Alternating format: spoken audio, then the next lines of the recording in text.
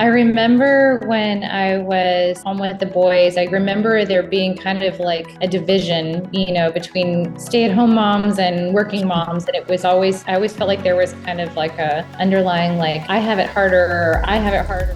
What were you doing? Like, what did your marketing responsibilities look like before you transitioned into project management?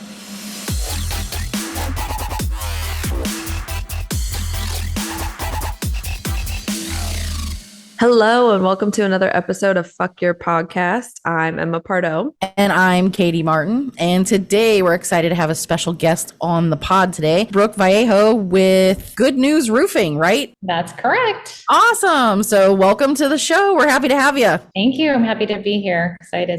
So we love having other female professionals, especially in the roofing industry, and sharing some of the common struggles and some of the successes that we all have. So tell us a little bit about your story and kind of it's been an interesting story, kind of what led you to where you are now. Yeah, for sure. So I was at home. I have 5 boys. So I was at home for a number of years. During that time, I was homeschooling, and along the way, kind of did whatever I had to do to try to help out to make ends meet, to feed all of those mouths and be able to stay home with them. So I took on very unconventional jobs along the way, to say the least. Everything from, oh gosh, I would, do like, we managed the property that we lived on. We did all kinds of things. Sometimes we would, at one point, the boys and I helped to run like water lines for a tree system, and we did everything under the sun. For a while, I was the cake lady. I did some crazy thing where I helped a friend out with like going to pick up like chemical samples. We'd get up at like 3 a.m. and drive hours, and then pick it up, and then come back. That way I could come back and then, get back to homeschooling and those kinds of things. So along the way, I tried to do what I could, but we were, school was a lot. That was a busy time, but my boys started growing up and moving out. And so then it was like, well, I started very young having babies. So I still had, some years ahead of me there that I could start to re-enter the workforce. Pardon me. We had a friend that was starting a roofing company, or had started a roofing company, and was looking for some help. And so I came on with the intentions to try to move towards project manager, but was in marketing to begin with. So that was kind of where I was for probably a good year, a little over a year, close to a year and a half. And I still continue to do a little bit of that, but it's just kind of hard now that I did work into the project manager side. So with that, it was terrifying.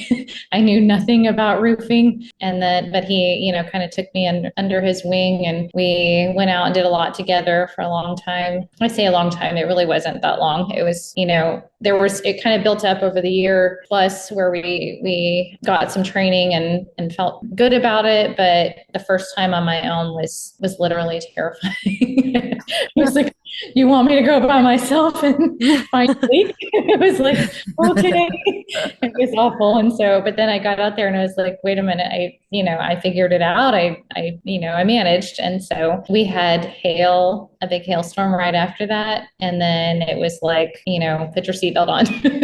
It was hit hard and fast. And then it was just, wow, it was a lot. And so, I look back from then to now and what I have learned. I think it's a lot. I feel, pretty confident in a lot of ways. But I always say that the best and the worst part of my job is that you learn something every single day. Just when you think you do, you don't, and so yep. Some new strange predicament, comes up, and rather than fearing that, I think at this point, it's kind of like, oh, this is a nice challenge. It's been good. I think that I've done particularly well with a lot of situations where it would be normally a repair, and being able to flip it to replacement. That's kind of what I like. I like kind of that scenario where it's looking kind of bleak for the customer, and it sounds probably really corny, but I love, love, love to be able to help them. It sounds like it's roofing. How can you be helping people? But we see it all the time. People that are in situations that they don't have a clue what to do, and they need someone to step in and advocate for them. And so I really enjoy that aspect of it. The customers are awesome. The hours are long. Sometimes That is true, especially when you're in the field. Yeah. Long hours. Definitely. So some challenges along the way, but overall, I mean, I've loved every minute of it. I think you get to the beginning of something and it's so overwhelming, and then coming through and seeing it through to the finish line is extremely rewarding. So, and like I said, getting to have that satisfaction of knowing that you help somebody along the way is fantastic. I think that's great. Plus, you're in a super competitive market. You're in probably the most competitive market when it comes to roofing, roofing and storm restoration. So, I mean, we're in the Midwest. Well, actually, Emma's not anymore. She's in Texas. But Dallas, even in comparison to where she's at in Houston, is a totally different world. So you had mentioned about going out on your own, like it being terrifying. What do you feel like you had the most anxiety about? Like what aspect of it was the most terrifying when you first got started on your own? I think I felt like I'm not going to know. I'm just not going to know what to do. I'm not going to, and that was a leak. And so it was like, which is a challenge even still, we have to call on our seasoned, repair guys to help us a lot with that, our installers and things like that. But you start to realize at one point, like there's some pretty standard things that happen that cause leaks, and, think like water. Our repair techs would always say, that kind of thing. And that one didn't go any further into a replacement. It stayed a repair, but, I was able to figure out what I needed to do. But I think just not knowing, or appearing to not know what I was doing. And then of course there's the whole girl factor involved in it. And, just thinking they're going to think I'm not capable of figuring this out. And so you get one under your belt, you get another one under your belt, you get another one under your belt. And you're like, okay, this is working. And you realize there's more than one way to accomplish it sometimes. And the things that are obstacles, you just got to figure out. You have to be innovative and figure out a way to overcome those roofs that you can't get on safely, or things like that. I've taken on some that I probably shouldn't have. I've never fallen, thank goodness. Gosh, knock on wood. Knock on wood. I know. Maybe you said that maybe. But I used to just think I had something to prove because I was a female, that I have to get up there and I have to, show them this, or I have to not look. I think it's people respect more you saying, I'm not sure, and let me check on that then, or whatever the scenario is, or, hey, I'm not going to risk this. I'm going to fly the drone, or I'm going to get in a valley where I can get up safely and, look from here. I think I've let go of a lot of that, feeling like I had to prove something just to keep up with the guys in the industry. Good. That's good. I mean, really, it's just trusting yourself. Yeah. I mean, I remember that feeling of like, am I really looking at storm damage? Like, is this really hail? Like, is this hail? Are these blisters? Like, what's, are you differentiating and finding the right thing? But then once you trust that, plus you have the sales reps who you teach it to in a classroom, it's different when you're in the field. Absolutely. So there's only so many pictures you can look at on Google. It's not ever going to look the same, exactly the same when you're in the field. But I would say, like, some of my best advice was like lean into the advantages that you do have of being a woman versus trying to keep up with the men, because I think we get that in our head more than, and sometimes the customers do too. They get that whole preconceived notion of what you can or can't do based on your gender, or you're just accustomed, and really it's just accustomed to seeing more men because it's a construction trade, but leaning into the aspects that you actually do that benefit you. So you have an advantage probably over all of your male counterparts because the customers are less intimidated or feeling as if they're going to be taken advantage of, or like that you just have you don't have your guard up as much when there's a female in a sales process than you do sometimes when there's a man, especially they're calling a roofing expert because they don't know anything about roofing either. It's like the whole thing of taking your car to the mechanic and then you're afraid the mechanic's going to figure out things that you just don't need to be fixed, when that's not really the case. So one thing I've always felt was an advantage of just the customer experience. Like, you're naturally going to have a higher closing ratio, because people have their guard down. You can build a relationship quicker because at the end of the day, it's a relationship business. You're not really selling them a product. You're selling them a process. Exactly. So what would you say are some of your biggest wins in the roofing industry so far? I think, like I said, the learning has been great. I have been, pretty successful in the sales So, financially it's been good. I think I really, really enjoy the ones that are tricky, especially like with insurance approvals. And, if it's not legitimate damage, I'm not going to pursue it. But if it is, and they're at an unfair, in an unfair stage of the game, and we can help them to work through that, that's definitely outstanding. I think that we had one in particular that was an asbestos roof that, they just called us. They wanted a quote for metal. They were interested in rainwater collection. And, obviously that's not going to happen with an asbestos roof. They just wanted a quote for the metal roof. But we were able to find storm damage, able to get it approved by insurance. So they paid their deductible. And I mean, the price tag was huge, which is great or whatever. A lot of that went into what had to happen for that. We had to bring in asbestos abatement. So, they're out of pocket. If they would have been truly trying to make this happen, would have been a lot. Yeah. But we were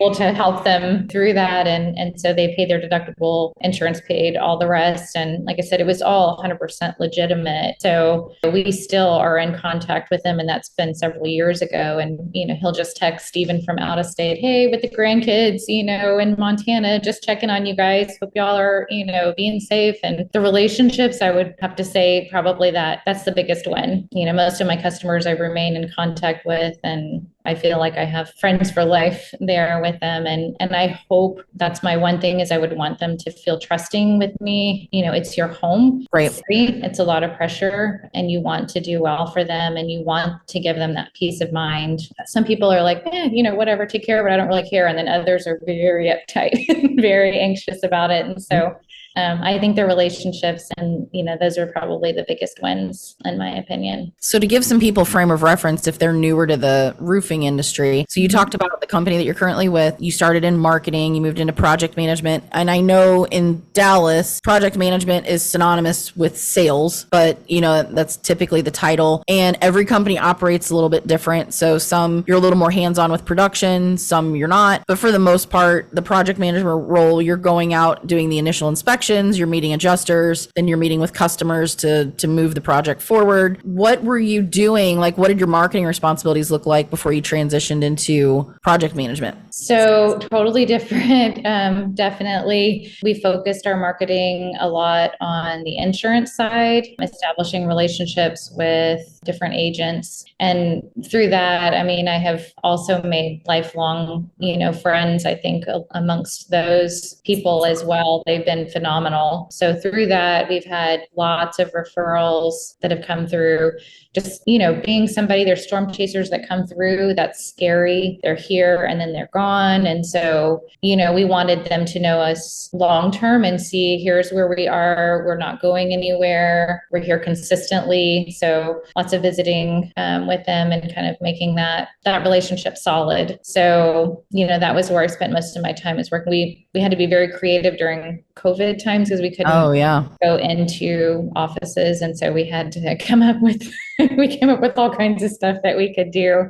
I think that's the whole thing is you just got to think outside of the box, and where circumstances change and you have to modify, that's what you have to do. You have to, game just has to change and you have to continually shift. So that's on the project manager side. So yeah, we go out from the inspection, like you said, we work with insurance, meeting adjusters, all of that. And then we actually do handle the scheduling, ordering materials, and then, we see it through to the install. So I'm usually there. I tend to spend probably more time than I should, on the jobs just because I'm a little bit of a control freak, I guess. And so I just want to make sure, everything is going well. We love our crew. So, they're great to be around too. I love getting to be there with the customer on that day. So typically I'm at least there in the morning and then making sure the guys have everything they need, and then close of day to make sure everything's cleaned up, tidied up. So I stay very hands-on with that. I want it to always be like that. I don't want to ever get to a point where I'm completely out of that. I recognize that's not reasonable, all the time, but for the most part, I like to be there with them, cleaning up, making sure everything's going great, and having that, camaraderie even with them too. I think that helps. Yeah, for sure. Okay, go ahead. I was going to say, this is kind of So being a homeschooling mom and then going into the workforce, what kind of advice do you have for women that are either like stay-at-home moms, homeschooling moms in the same situation where it's like that low work hour lifestyle going to the workforce? What kind of advice do you have for women that are thinking about going into the workforce? Or vice versa? Yeah, for sure. Yeah.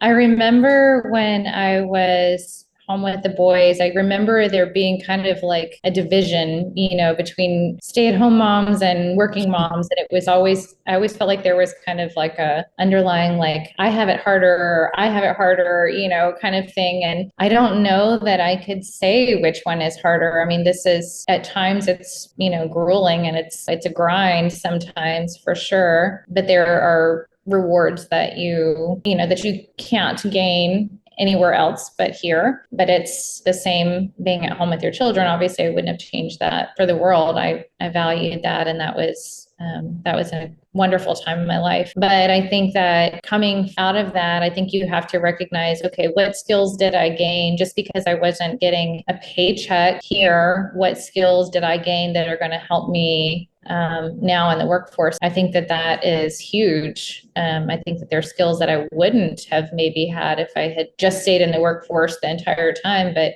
trying to wrangle 5 boys and, during homeschooling and trying to handle all the scheduling, and everybody needed to be here at this time. And, it was a lot. So I think that you have to be organized, you have to be disciplined, you have to have that drive, and I think that those skills in managing your family, you can definitely apply them. And then I feel like during those times, connecting with people through homeschool groups and, things like that, that you learn on those relationships. You just study people and, what do you need? What's important to you? You start to gather that. And I think all of those principles are the exact same.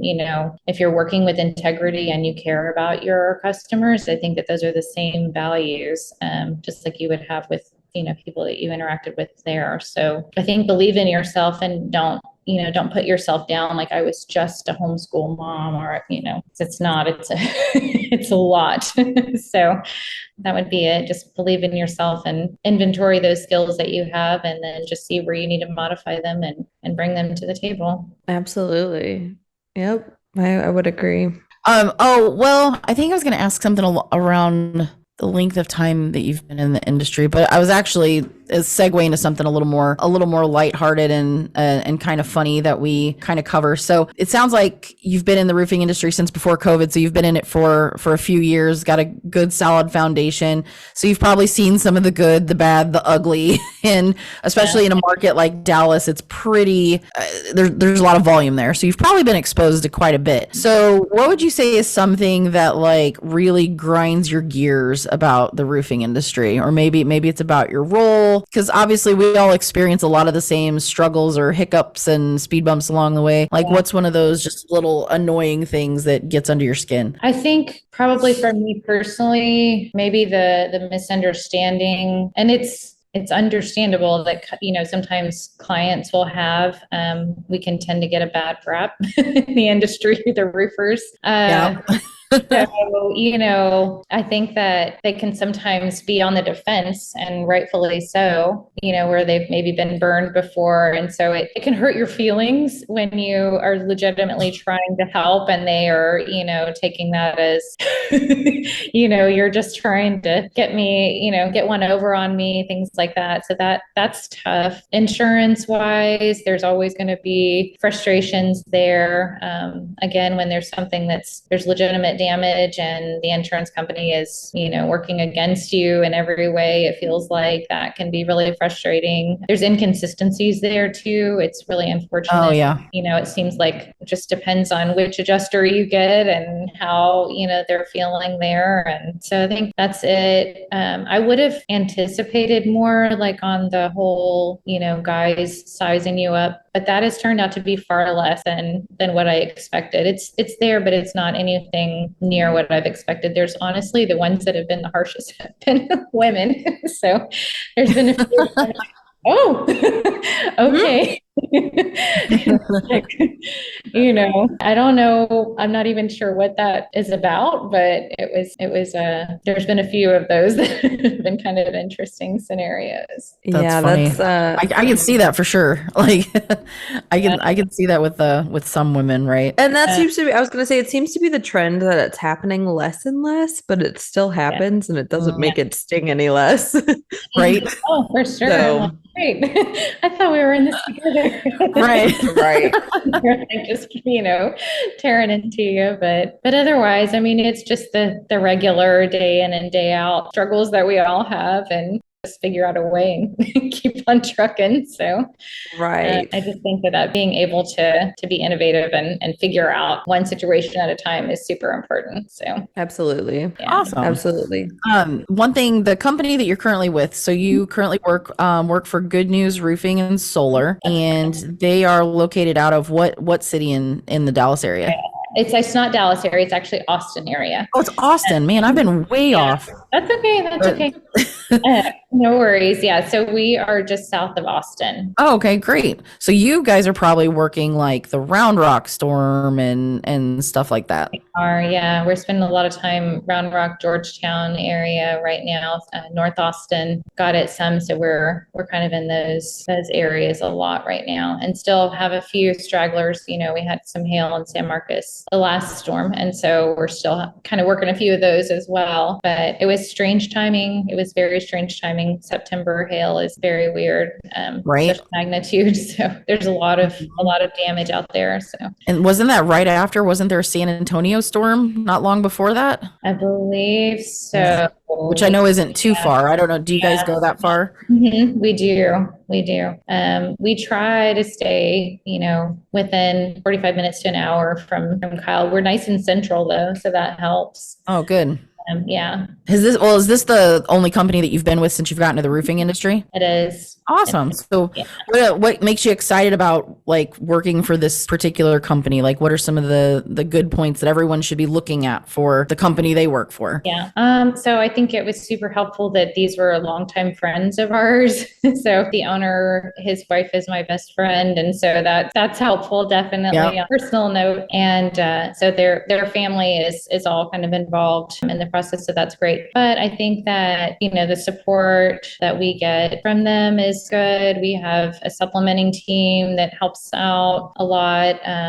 Stephen has been able to, the owner of the company has been able to, work with us, train us. I think that the pay is nice and fair. I think that it's good. I think that they definitely incentivize, doing better, and encourage us individually as well. I think that being supported is probably where it's at. Mhm. Yeah, no, that's huge. I mean, that's how you know that you have like a really solid culture. The more they support their project managers versus go figure it out, or you're the team that just brings in the money. You know, so that's support's a huge thing. Most of the time, people in those types of roles, like in your role, if you were to look for a new opportunity, it's usually because one of those things is lacking. Like, you know that you could go make money for doing this for any other roofing company, but it's the fact that they have something that a lot of companies still don't really truly offer, which is support. So I'm glad to hear that they have a good amount of that there. Otherwise, I've been in the industry long enough to see like some of the really, really ugly stuff with hiring, and the more companies that I can promote that have a good foundation, a good culture for professionals to get into this industry, the happier I am to promote them. So Yeah, I think it shifts a lot when, we discuss goals a lot, personal goals, and how does this fit in with your, career. So that's totally different in my opinion, than just, is it all about company goals? Is it all about industry goals? No, it's about your personal goals and how do those fit together? So that's definitely a big help, makes it mean a little bit more. I was going to say, coming from, you said marketing background as well, right? So what is the connection you make being out of a marketing position in this company? Is there anything you're looking at? I know, because sometimes I'll be like driving down the street, I'll see a sign for something like a big company like McDonald's or whatever. You see the billboard or the Chick-fil-A stuff, whatever. I'm thinking food because I'm hungry, but and you like try and think of like their marketing strategy behind it. Like, are you making some of those connections when you look at the marketing that your company does to your marketing I feel like experience? it's just like the roofs. Like once it's in you, and you can't not think that way. Like for us, we laugh about the roofing part, and it's like you can't just ride, in the car or drive down the street. You have to, you're constantly looking at, oh, I Right. see this on this roof, I see this on this roof, this one's got damage, this one's, whatever. It's the same, I think, with the marketing stuff. Like once it's in you, you're always thinking like, how can this be made, I don't want to say capitalize on it because I don't really like that that word. It sounds kind of How can harsh. you use it for leverage? Yeah, definitely. How can we, or use this as a tool, to get us out there? There's going to be storm damage. People are always going to need roofs. So, I don't think you can look at it in the sense that I'm just trying to sell to somebody, but if somebody's got to help them. So it might as well be a company that has integrity and someone that's going to work, that's going to be honest. And then you think of it that way, and you shift your thinking to, I need to get in front of these people so that they're protected from, what's not good out there. And it's not that we're the only good roofing company. There's tons of them that are great and have good, solid values and operate under those values. But yeah, I think that it's constantly like, ooh, that's genius, seeing how different companies and, even outside of the industry can be, like you said, can be anybody, food, whatever. I think that that's where we're shifting. We're seeing like, door knocking and things like that. It's got its good, and it's bad. We don't do a ton of door knocking, honestly. A lot of times if we're already on a job, or if maybe we're inspecting here, we may try to contact some of the neighbors, things like that, or a lot of times they'll refer us to somebody so we can get out there. But that, I don't know. I feel like it's so saturated, especially in big storms like this, that, you just kind of get lost in the numbers there. So I think that you have to be creative in ways to connect with people that's not going to be the same as everybody else. So yeah. I agree. Yeah, I agree. Okay. So, Brooke, we actually all met each other in the Women in Roofing group. Yeah. So that's exciting. Yeah. Love that. In our network, who do you think could benefit from, the knowledge that you have in the industry and what you have to offer? Yeah, I think that, really anybody, because I think that we all, connect on some level. I think as women, we are pretty versatile and we wear lots of different caps. So caps, hats, whatever, baseball cap usually for me, honestly. But I think that probably anybody I love like people that are just getting started in the industry. I think that's a great, place to connect as far as, just being able to share with one another. Here's successes, here's things that just did not work, things that didn't go well on that level. And as far as like consumers and, clients, I think that someone who is looking for someone they can trust and feel comfortable with, I definitely try to set myself apart from two chucks in a truck that's just coming to take a look at your roof. Right. Yeah, I would hope that could ease their mind. It's pretty hard to be intimidating being a homeschool mom of five, like you said earlier. So I think there's a connection there. Well, awesome. Yeah. So if you are wanting to hear a specific topic, if you want to hear some advice on a topic, if you're just looking to chat, you can reach out to us on our Instagram at F__K your pod, or you can reach me at Emma at 99 Creatives or Katy at Katy at 99 Creatives. And then Brooke, tell our listeners where they can reach you if they have any questions about anything that we've discussed today or just want to chat with you. Yeah, probably. My Facebook is just under Brook Vallejo. My Instagram is Brook with Good News Roofing. You can email me, brook@goodnewsroofing.com, so you can reach by any of those. Awesome. All right. Well, thank you very much for being on today. It's been a really good episode, I believe. Thank you. I enjoyed it. Awesome. All right. Well, I guess to our listeners, don't forget to do the damn thing. Okay, bye. Adios.